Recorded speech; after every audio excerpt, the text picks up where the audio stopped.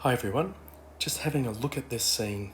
It's from overlooking the Hawkesbury River. The river is actually down here, and I was painting there recently in April.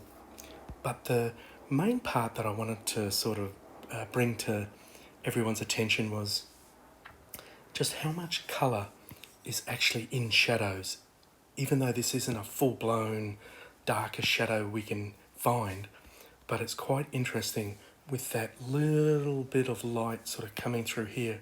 That kind of gives us the reading of just how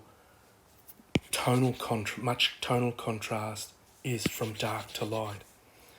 A lot of times we don't quite sort of have the ability or to be able to really sort of pick up on those values.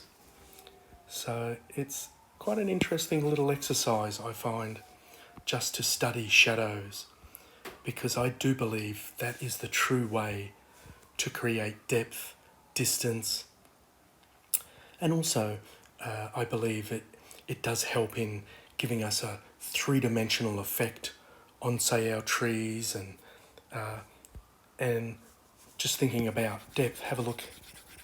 That's these trees in the foreground, very similar. It's the one area, but you can see the difference in how much more yellow is in the foreground. So that's that atmosphere really pushing and withdrawing all of that colour. So we not only need to get light and dark and warm and cold and colour in our overall shadows, but also from depth, from background to foreground. Here's another one. This one's in quite a bit more shadow. That's the shadow from that tree, and that's the darker value. There is probably the true almost nighttime shadow, even though on a full moon it can be quite light as well. So there's so much variation in our tonal range with shadows, the temperature of our shadows, but it's definitely something to really think about. For me, it was quite a turning point in, I think, about 1995. I always thought I was a painter or wanted to be a painter of light, but ultimately I realised I needed to be a painter of shadows.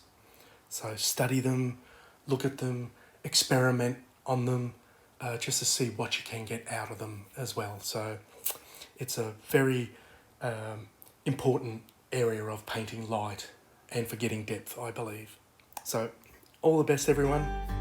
When it comes to art, there is no single right or wrong answer. However, there are still a lot of concepts and techniques that students need to learn to create a strong visual language.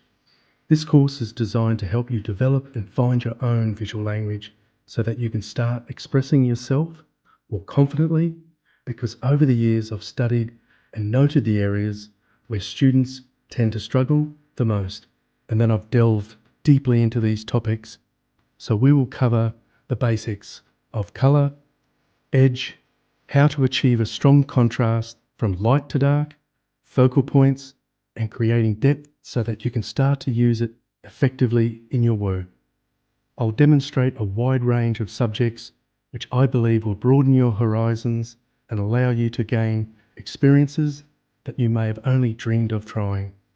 By the end of this course, you'll have a better understanding of how to express your own visual language and create artwork that is both successful and expressive.